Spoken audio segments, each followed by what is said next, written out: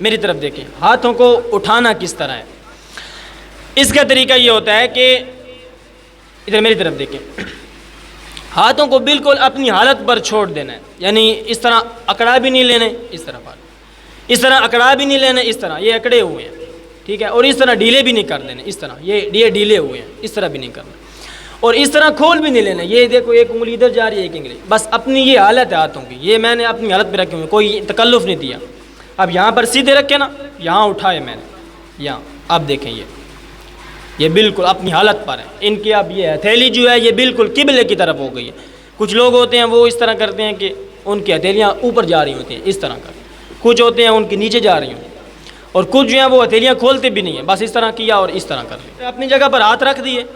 اب یہ جو کونی ہے نا، اس کو آپ نے یعنی کہ حرکت نہیں دینی، اس کو ادھر رکھ لیا۔ اب دیکھیں، یہ دیکھیں، یہ چیز میری ادھر برابر ہو گئی اس کے کیا نام ہے کندھے کے، اور یہ اوپر یہ انگلیاں یہ میرے کانوں کے اوپر اس کے برابر ہو گئی، ٹھیک ہے نا۔ اب ادھر دیکھیں، یہ طریقہ ہے، ادھر تھوڑا سا لمحات جو ہے وہ کھڑے کرنے ہیں، یعنی اس طرح اللہ اکبر، یہ اس طرح ہوگا، یہ طریقہ ہے ہاتھ کو یعنی کہ کرنے کا۔ اب کرو، چلو پاؤں بھی نیچے ٹھیک کرو، تھوڑے کھلے کرو، اور تھوڑے، اور بس ادھر اوپر تھوڑے سے ہاتھ سیدھا کرو اس طرح، چلو گردن اپنی جگہ پر رکھو، گردن کو حرکت نہیں دینی، کچھ لوگ اس طرح گردن نیچے کریں، گردن اس طرح اپنی جگہ پر، ٹھیک ہو گیا، اس طرح، یہ طریقہ ہے، تھوڑی گردن اور سیدھی کرو، چلو ہاتھ اوپر،